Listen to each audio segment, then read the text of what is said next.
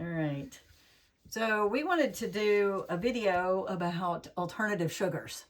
So this is a big deal for a lot of people, especially these days, because there's so many different options of alternative sugars. And we try to avoid NutraSweet and Splenda or sucralose and aspartame. Some of the research shows that maybe some and all of the alternative sugars can affect our gut.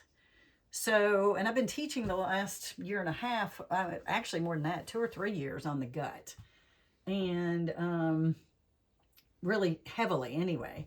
So, I still have a sweet tooth, and so I was using a fair number of these packs of whole earth sweetener a day, and I've really been working hard on using less, getting my mouth less used to lots of sweet. So, because we don't really know for sure 100%, even if these healthier alternative sugars that we think are healthy are that great for our gut or great for our bodies in general. But one thing, I really like these because there's not so much of an aftertaste, but there have been, so I'm also trying to figure out how to make my own sugar bowl and mix all these together, because there's a couple of others that, like allulose, that have become a little bit more talked about. There's monk fruit sweetener. This has erythritol in it, and each one has its benefits and kind of its drawbacks. So a couple of others that I've also started using a little of that are really tasty. One is these liquids. So I've tried, there's some people who have also talked about these liquids. This one is monk fruit maple syrup flavored, which is really great. It's monk fruit and erythritol. And then this one's allulose. So so we've tried all of these at different times. We've used just plain allulose, and it actually has a metallic taste, which isn't that great. So monk fruit extract, this is pure with no erythritol. It's probably the only one to me that doesn't have much of an aftertaste. It's less sweet than sugar, though, I think, some. And then this one is monk fruit in the raw as well, but it says monk fruit in the raw, and it actually has erythritol in it. So it isn't 100% just that. This one is stevia, 100% pure. There is stevia in the raw, and it has erythritol. It's, so you have to really look at the container, and this is monk fruit with erythritol. And if you buy it, so what I've been trying to do is come up with a blend. And I haven't really come up with a great blend yet, because I still get these aftertastes. Yes, I get these aftertastes that I'm not crazy about. So I've even tried to use AI to help me figure out, what can it be? And I've tried to tweak it. So what I've ended up doing is I've made a powder, and I've mixed several, and I don't have a recipe at the moment because I made a big jar and I shook it up and I put everything in it, and it didn't taste right. So then I kind of added this and added that, and I added stevia, or if you get too much stevia, you get that aftertaste. If you get too much allulose, you get that aftertaste. And then erythritol, you have to be careful with because it'll cause gas in your gut. You can have too much of that. So what I end up doing is using some of this and some of these. And then I typically like it. Like I use a half a teaspoon, or, if I'm making something, and then I put some of those in. Or I really do like this. I love the maple syrup flavor. So I'll use this just for that extra fun flavor. And I've been trying to use more allulose. Now, some say, and I still haven't studied as hard as we can, a lot of people are saying allulose can act like a GLP-1 agonist, which are those shots everybody's getting, Ozempic and Wegovy and Mounjaro, all those shots. I'm not so sure about that. It doesn't really exactly do that, but if it curbs our appetite, then that's great if it does. I'm not positive what the research shows at the moment on it, but I think it's okay. So this is what I'm trying to do. Like I said, is make a powder. So I'm going to keep working with it.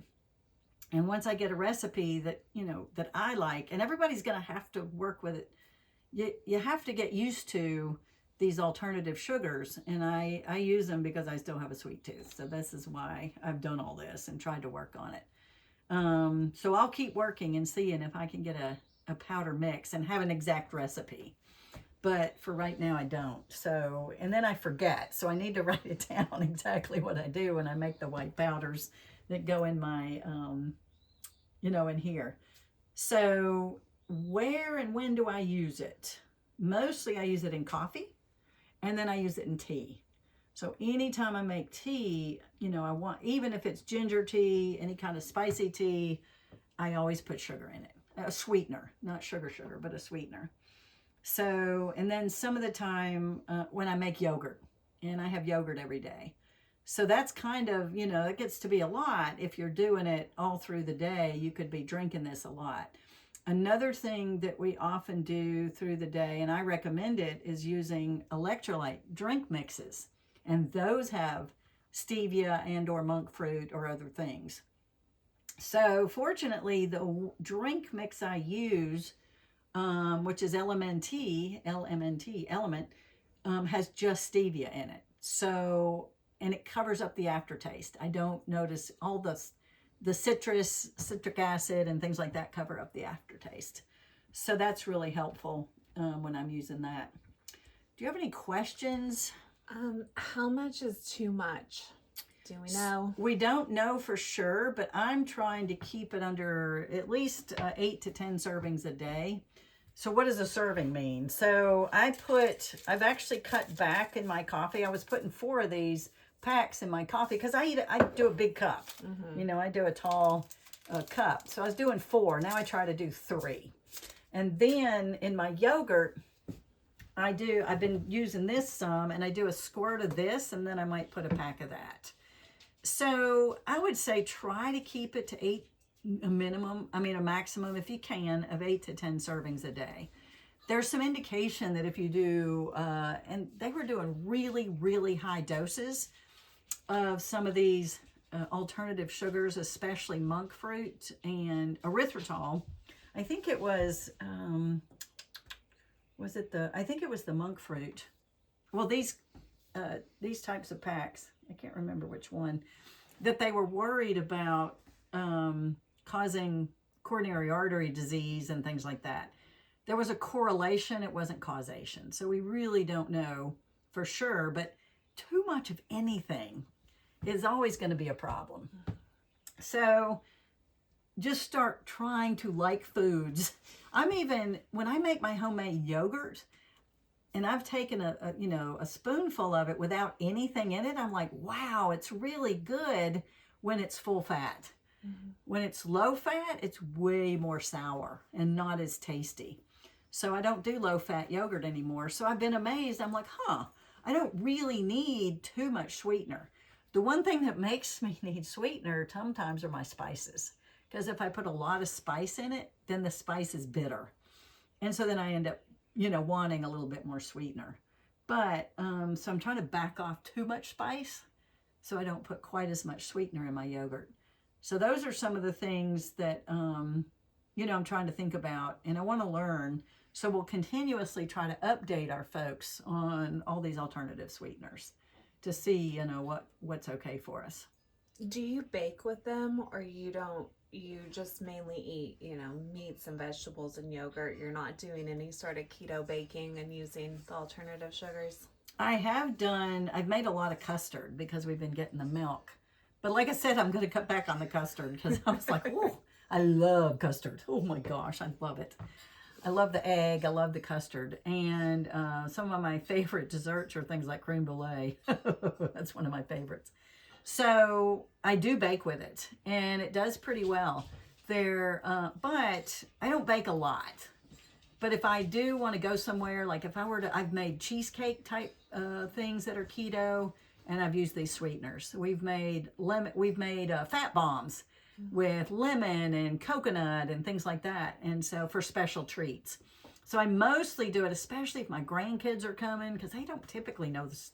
If it's sweet, they don't really care. If I don't tell them, You know, they typically will eat, not always, but they'll eat whatever I fix.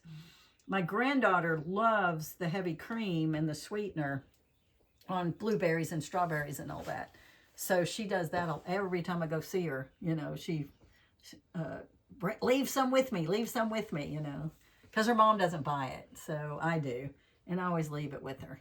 And so, yes, I do bake with it occasionally, but those are treats. All right.